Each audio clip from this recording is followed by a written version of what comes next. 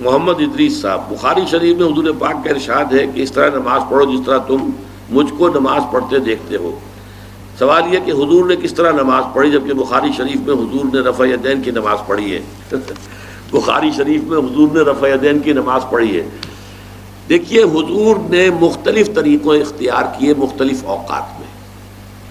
اب صحابہ کا طرز عمل یہ ہوتا تھا کہ مثلاً ایک روایت آتی ہے کہ ایک صحابی حضور سے ملنے آئے، کوئی بدوی تھے، دیہات کے آدمی تھے، انہوں نے حضور کو دیکھا کہ آپ کا گریبان کھلا ہوا تھا، آپ نے بٹن لگائے ہوئے نہیں تھے۔ پھر انہوں نے ساری عمر اپنے گریبان کے بٹن نہیں لگائے کہ میں نے محمد کو اس طرح دیکھا ہے صلی اللہ علیہ وسلم۔ اب یہ ان کا جذبہ ہے، ان کی نیکی ہے، اتباع کا جذبہ ہے۔ یا ایک سفر میں کسی کو دیکھا، کسی نے دیکھا کہ حضور ایک درخت کے نیچے سے ہو کر گزرے، اب وہ جب بھی جاتے تھے ادھر اس کے نیچے سے ہو کر گزرتے تھے، چاہے اس کی کوئی مقصد نہیں، لیکن یہ بھی ایک اتباع کا جذبہ ہے۔ تو اس میں یہ ہے کہ نماز کی بعض چیزیں ایسی ہیں کہ جن میں معلوم ہوتا ہے کہ حضور کچھ اس میں رد و بدل کرتے رہے۔ کبھی آپ نے ہاتھ بالکل کھلے چھوڑ کر بھی نماز پڑھی ہے، کبھی آپ نے ہاتھ نیچے باندھے ہیں، کبھی اوپر باندھے ہیں۔ اسی طریقے سے رفع یدین کبھی ایسا بھی ہوا ہے کہ آپ نے وہ کی ہے جیسے کہ اہل حدیث حضرات کرتے ہیں، اور جیسے کہ یہ شیعہ کرتے ہیں وہ اس سے بھی زیادہ کرتے ہیں رفع یدین۔ اہل حدیث سے آگے ہیں، وہ بہت آگے ہیں رفع یدین کے اندر۔ اور ایک رائے یہ ہے کہ حضور نے آخری زمانے میں آ کر سارے رفع یدین چھوڑ دیے تھے سوائے یہی جو تکبیر تحریمہ کے وقت ہے۔ اب یہ روایات، اب یہ بحث ہو جائے گی علمی، کس روایت کا کیا مقام ہے، کس کی کیا حیثیت ہے۔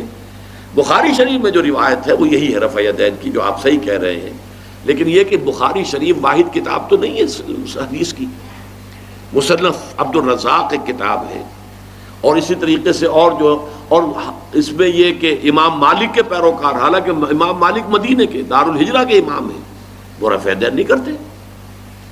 امام شافعی کے کرتے ہیں، امام مالک کے نہیں کرتے، امام ابو حنیفہ کے نہیں کرتے۔ تو ان چیزوں میں بہت زیادہ پریشان ہونے کی ضرورت نہیں ہے۔ اصل جو معجزہ ہے حضور کا اور اسلام کا وہ یہ ہے کہ 1400 برس گزر گئے لیکن نماز کے ضمن میں اتنا اختلاف نہیں ہے کہ تمام مسلمان باجماعت نماز نہ پڑھ سکیں۔ دیکھیں رفع یدین کرنے میں جماعت ٹوٹی نہیں، آپ نے کیا یا نہیں کیا، جماعت کی فارمیشن برقرار رہی۔ فرض کیجئے کوئی شخص یہ سمجھتا کہ پہلے سجدہ ہے پھر رکوع ہے، تو اب یہ دو آدمی ساتھ نماز نہیں پڑھ سکتے، جن میں سے ایک کے نزدیک پہلے رکوع ہے پھر سجدہ ہے، دوسرا یہ سمجھتا ہے کہ نہیں پہلے سجدہ ہے پھر رکوع ہے، نہیں ہو سکتی، ان کی جماعت اب جمع نہیں ہو سکتی۔ یا کسی کا یہ خیال ہو کہ جیسے ہر رکعت میں رکوع ہے کہ سجدہ بھی ایک ہے، وہ ایک سجدہ کر کے کھڑا ہو جائے۔ اب ظاہر بات ہے دوسرا شخص جس کے نزدیک دو سجدے ہیں وہ ایک اور سجدہ کرے گا، فارمیشن ٹوٹ گئی، اب وہ ساتھ نماز نہیں پڑھ سکتے۔ 1400 برس بیت گئے، مشرق بعید سے مغرب بعید، پوری دنیا، آج تو کوئی کونا ہے ہی نہیں جہاں مسلمان نہ ہو، لیکن جو سالڈ مسلمان جو ہیں وہ تو آپ سمجھیے کہ انڈونیشیا سے لے کر موریتانیہ تک تو مسلمانوں کی کتنی بڑی تعداد۔ لیکن کہیں ایسا نہیں ہے کہ آپ کی فارمیشن ٹوٹتی ہو، کوئی ایسا مسلک نہیں ہے جس میں یہ خیال ہو کہ مغرب کی رکعت میں 2 ہیں جیسے فجر کی ہے، نہیں، وہی 3 رکعتیں ہیں۔ کوئی ایسا مسلک نہیں جس میں یہ معلوم ہو کہ فجر کی رکعتیں 3 ہیں 2 نہیں ہے، کوئی نہیں۔ عصر کی 2 ہیں یا 4 6 ہیں، کوئی نہیں۔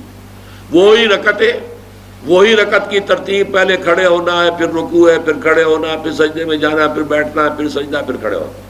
فارمیشن نہیں ٹوٹتی، شیعہ ہو، سنی ہو، اور اس میں حنفی ہوں، مالکی ہوں، شافعی ہوں، حنبلی ہوں، زیدی ہوں، ظاہریہ ہوں، کوئی بھی ہو، کسے باشد، تمام مسلمان مل کر جماعت سے نماز ادا کریں گے اور ان کی جماعت ٹوٹتی نہیں ہے۔ یہ ہے جس کو ہمیں سمجھنا چاہیے۔ یہ کیوں ہے؟ صلو کما رأیتمونی اصلی، کہ حضور کی کو جس طرح دیکھا صحابہ نے نماز پڑھتے ہوئے ویسے نماز پڑھ رہے ہیں، صحابہ نے ویسے نماز پڑھی، پھر آپ کے بعد تابعین نے اسی طریقے سے نماز پڑھی، پھر اس کے بعد تبع تابعین نے پڑھی، نسل بعد نسل منتقل ہو رہا ہے۔ باقی تھوڑا تھوڑا اختلاف اگر ہے تو اس کے لیے زیادہ پریشان نہیں ہونا چاہیے۔